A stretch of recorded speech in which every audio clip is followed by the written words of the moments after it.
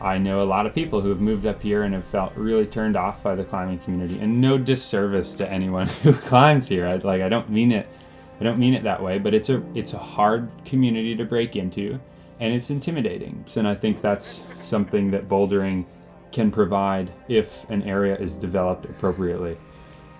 When we started here, there was no V grades. 98% of these problems didn't exist.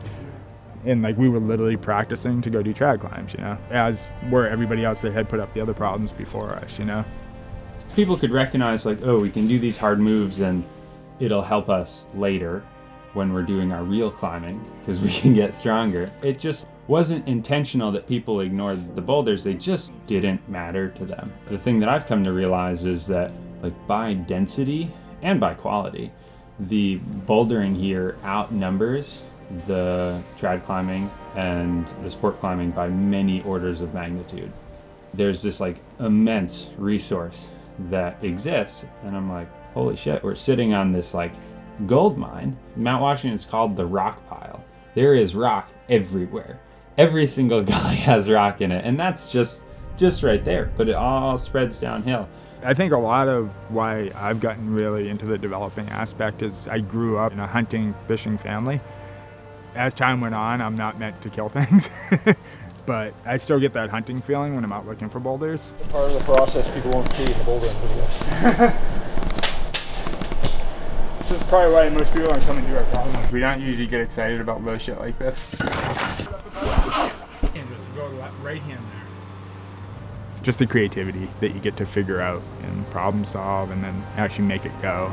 Yeah, so like start here. Maybe? I don't know.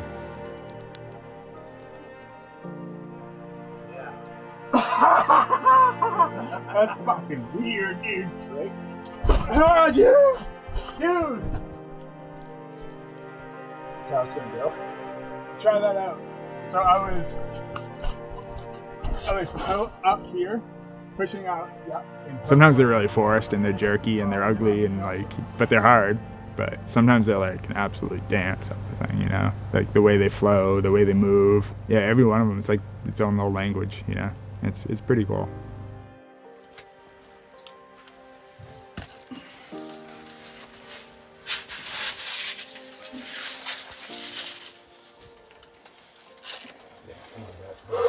Come on. Yes. Nice. Come on. Come on, dude. Come on, man. Yeah. Fucking kill it, dude. Come, Brett. Come on. Right now, bro. Come on, stay with it. Come on, dog. Yeah.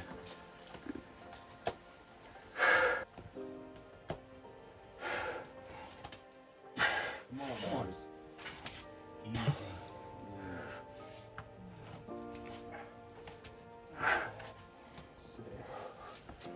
Everyday class. Yep. Myers, let's go. Woo!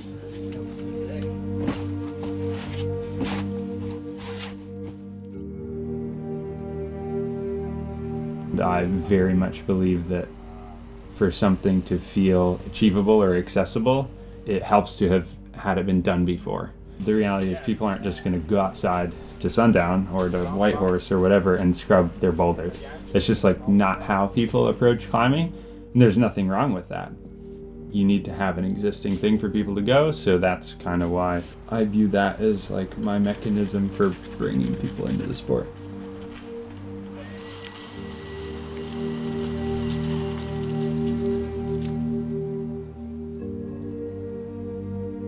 If we can make other areas like with some height, you know, like it definitely spreads it out a little bit. And the key element to that is like having the follow-up of people like being willing to set up the management of the areas too, though. When I'm trying to find things, I'm trying to find areas that can really handle it, you know, especially if they're gonna get bigger. And like P-Way has really gotten pretty big. It gets swamped here at times, you know. Sundown can handle it. It's got the parking lots. As long as you get there early enough, you get a parking spot, you know. It's got a mass amount of rock. It's White Mountain National Forest. We're in the management plan, so we know we have a guideline that we can follow. People get concentrated into the popular areas because they are the areas. It's not even like, sure, there are hikes that don't get as much traffic, but everywhere gets traffic. The more areas we have for people to go to, the more they're going to spread out. Holes don't get as glassy as quick, vegetation doesn't get as destroyed. You know, it just spreads out the impact. And then you don't have the Tuckerman Ravine Trail, which is like a trough carved in the mountain just from the sheer volume of people that are using it.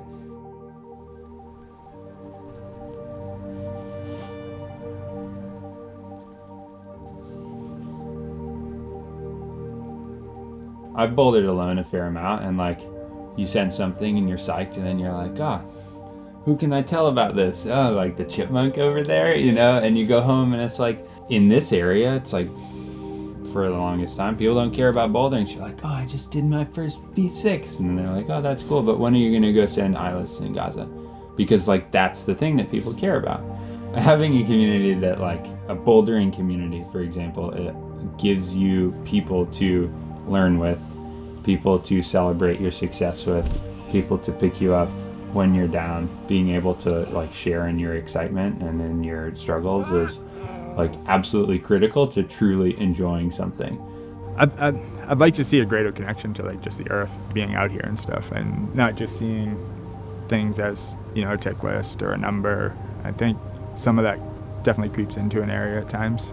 I'd like to see people actually get into developing more and understanding like what it's about and like what you're leaving behind.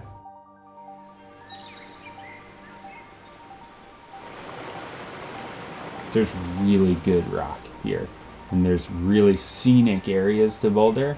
As the infrastructure builds, I think more and more people are going to come and use it. To anyone looking to come up here and recreate, the Mount Washington Valley Climbers Cooperative formed in, I want to say 2017 or 2018, and our goal is to open a gym, a co-op gym. We're not there yet. We're a great place to follow for like community info on get-togethers. We're likely going to do more programming like community bouldering days and that kind of stuff.